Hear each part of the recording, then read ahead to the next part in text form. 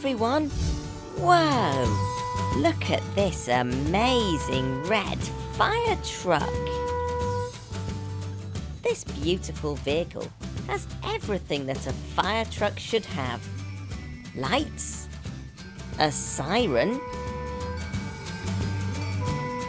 seats for the crew, a hose for putting out fires, and a ladder. But this fire truck is hiding a very special secret. It's also an amazing pizza making truck with a wood-fired oven inside. This is Ben. He bought this old fire truck and spent a long time transforming it into the amazing pizza making vehicle it is today. Hello, Gecko. Hello, Ben. We need to get some cheese for our pizzas. Do you fancy a ride in the fire engine? Yes, please. This fire truck is over 60 years old. Brave firefighters would drive in this special vehicle to go and put out fires. Things worked a little differently 60 years ago in fire trucks. Look, instead of pressing a button for the siren to make a noise, Ben has to wind this lever like this. Here we are at the cheese factory to pick up some special mozzarella cheese. Hi Ben. Ready? Hi Gecko. Here's mozzarella. Fantastic, thank you very much. Right, Gecko, let's go make some pizzas.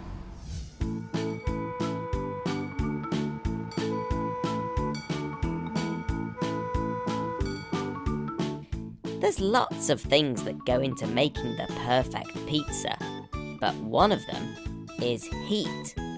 A really hot oven is what's needed, and luckily, Ben has a special wood-burning oven which uses real fire. Ben starts off with small sticks called kindling to get the fire started, before adding larger logs to make the fire bigger. Ben then safely pushes the burning logs to the back of the oven to make space for all those yummy pizzas to go in. Remember, fire is very hot and extremely dangerous, so only grown-ups should ever go near it. It takes a little while for the oven to get really hot, so Ben sets up the rest of the pizza stall. And here come some helpers to make lots of pizzas.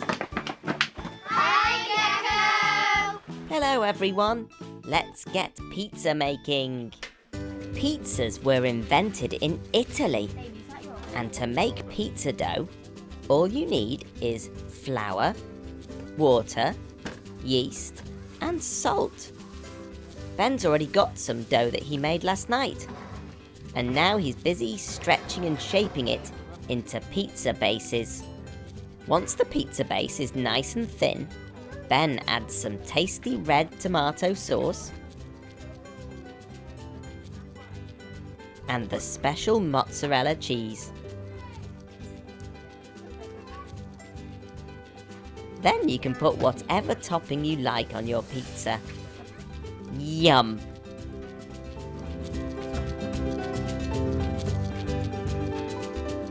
The wooden board that the pizza is sitting on is called a paddle, and Ben can now move the pizza towards the scorching hot oven, put it inside, and then slide the pizza off with a shake.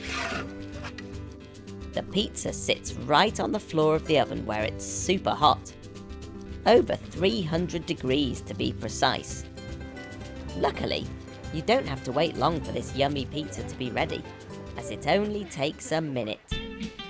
Wow, that looks delicious. Everyone's joining in with the pizza making.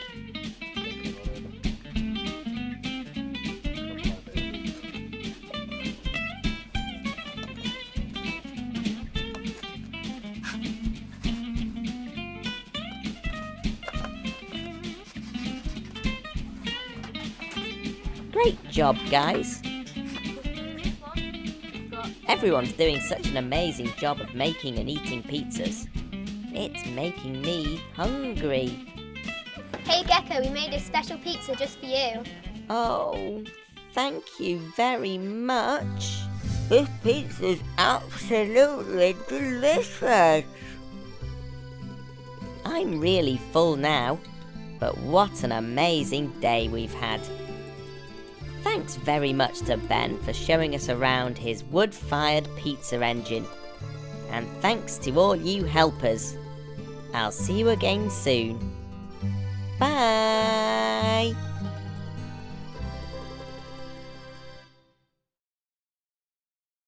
Hello everyone! I'm here with Mr. T, the ice cream man. And we're going to be making a super spooky Halloween ice cream. Yes, Gecko. Today we're going to make a horrible Halloween ice cream. But first, I think we need to change into our Halloween costumes. Yes, Gecko. Look at me. I'm a mad scientist.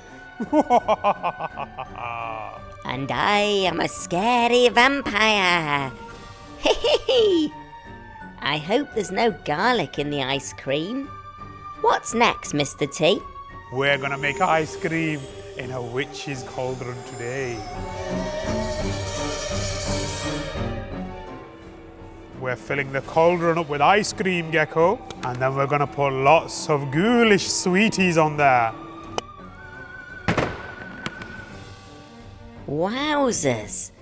That cauldron fits a lot of ice cream in it. I've never seen an ice cream that big. Look at that, Gecko. Now we're all ready to put some ghoulish, gory toppings on top of your ice cream. Oh, this is my favourite bit. Let's start off with these red-blooded snakes.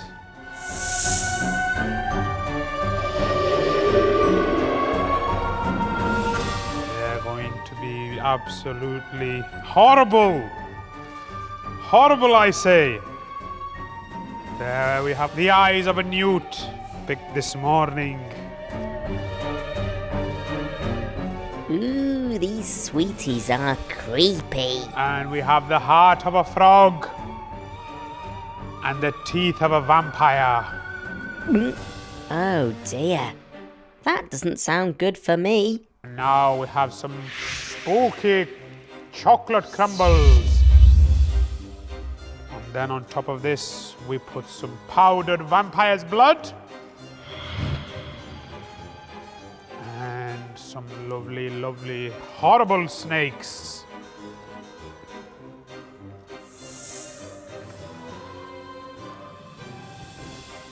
And now we have some wizard's teardrops.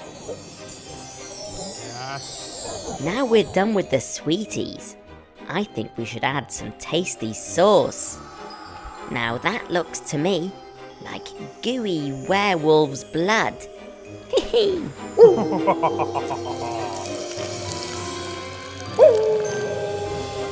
And to finish off this masterful, ghoulishly creative ice cream, we are going to add the famous Beetlejuice.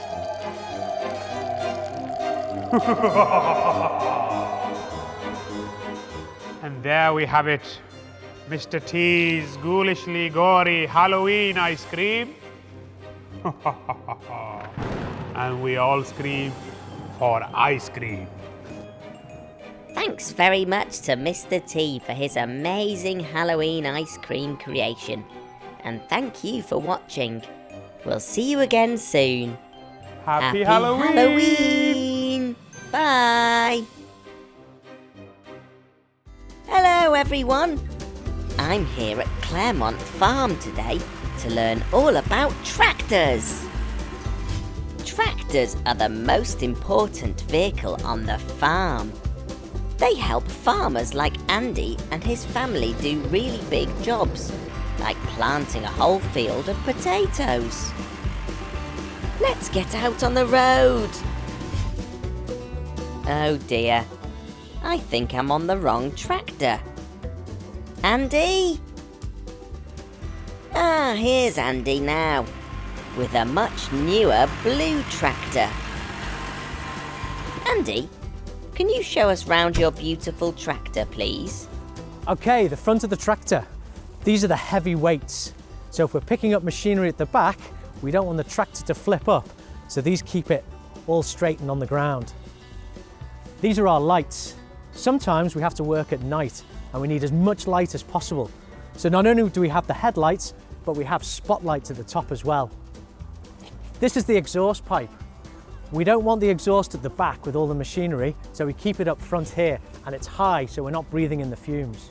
This is the huge tractor tire with big tractor tread here. If it's really wet and muddy in the field, we need as much traction as possible because we don't want to be slipping. The back of the tractor. This is where we connect all the implements. This is called 3-point linkage. 1, 2, 3. This goes down and picks the machinery up at the back. And this is my tractor. Thanks, Andy. Tractors can drive on roads, but muddy fields are where tractors can really get to work. The huge wheels mean they'll never lose grip, no matter how sticky it gets. But that doesn't stop it being really bumpy. Whoa! In the spring, it's time for the farmers to get into the tractor and plant some seed potatoes. They drive in straight lines, creating these lovely neat rows. Imagine doing all of this planting by hand. It would take ages. But luckily, with the help of a tractor, you can plant a whole field in just 2 days. Deep under the ground, those little potatoes are busy spreading and growing into lots of new potatoes all throughout the year. Farmers rely on the changing of the seasons: spring, summer, autumn and winter to help their crops grow. It's now autumn and the leaves are falling off the trees. Out in the fields, we're going to be using the tractor to dig up the potatoes that we planted. They've been growing all summer long. You can put all sorts of different equipment onto the back of a tractor, and today the farmer's attaching a huge potato harvester. Now we're connected, it's away we go! The tractor pulls along the harvester as it pulls out the potatoes from the ground. The potatoes shoot up through the harvester and make their way down this conveyor belt, where the farmer checks all of the potatoes. He throws away any bad ones. Once all the potatoes are collected, the harvester lifts them up and tips them into a trailer. The farmer then hooks up the trailer and takes the potatoes back to the farmyard. Back at base, the farmers open the trailer up and push the potatoes onto another conveyor belt that creates a massive potato mountain. Think of all the mashed potato you can make out of that. Now let's have a look at how you drive a tractor. So this is my tractor cab. This is my steering wheel, and all modern tractors now have power steering, which means that it's easier to turn the big wheels in the field. Here, this red lever, this means the tractor can go forward or back, forward or back. Here, this is where we turn the lights on. On this side, we have the hare and the tortoise. This is slow and this is fast. We have 15 different gears on a tractor. It's from very, very slow to fast on the road. So, do you remember seeing that big mountain of potatoes? Well, we can't see them now. And here they are. So we have to cover the potatoes with straw. The straw keeps them nice and warm to stop the frost getting in during the winter, but it also stops the light getting in. If a potato sees the light, it turns green and then we can't eat it. So it has to be completely dark. Once the potatoes are ready, they make their way to the kitchen, where they're washed, peeled, and chopped into chips by the chefs in the kitchen.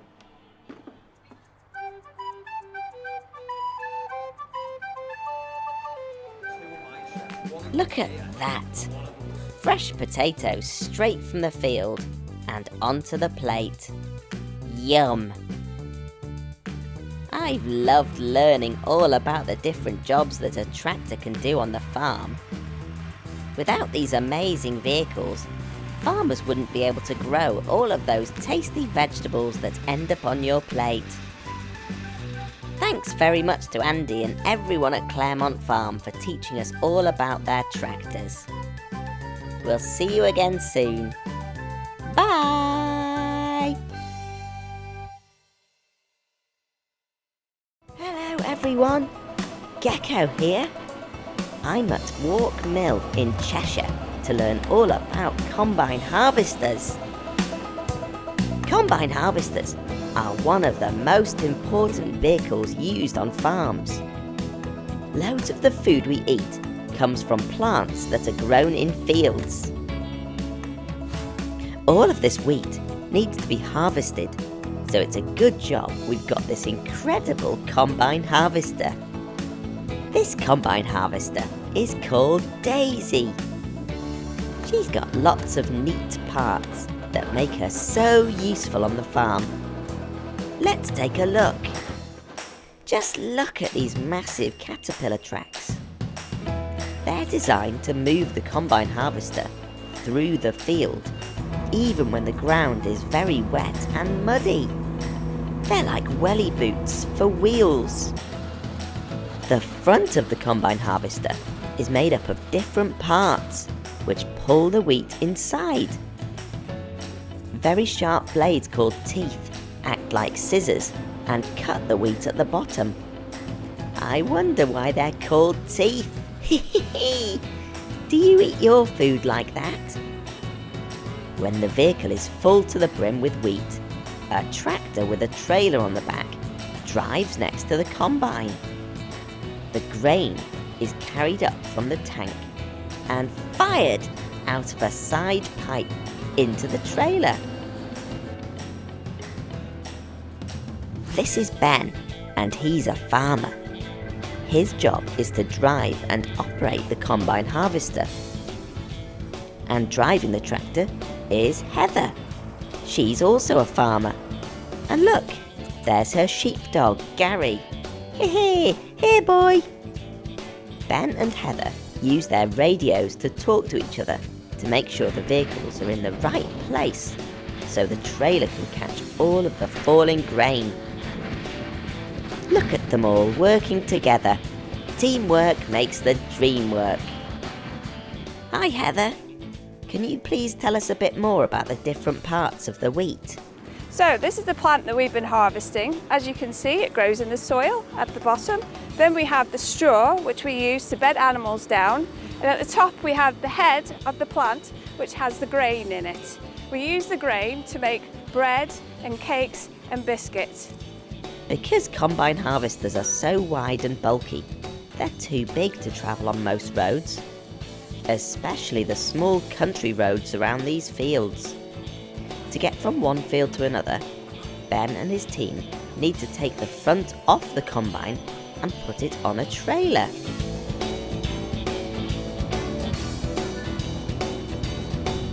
Now that we've seen the amazing combine harvester harvesting the wheat, let's head to the mill to see what happens with the wheat grains next. Here we are at Walk Mill, which is a flour mill. In here, they grind the wheat grain to make flour, which is then used to bake bread and make lots of other delicious foods like cakes. Check out this mega water wheel. The river pushes against the water wheel, making it spin, which turns the gears inside. Terrific! These gears then spin these special stones so that they can crush the grain into tiny pieces until they become flour. And this is the end result, like these delicious cakes. Can I please have one now? They smell delicious.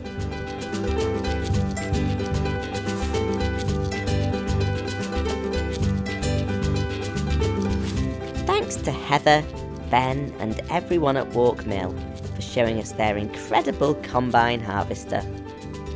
Until next time, it's cheerio from Gecko. Bye!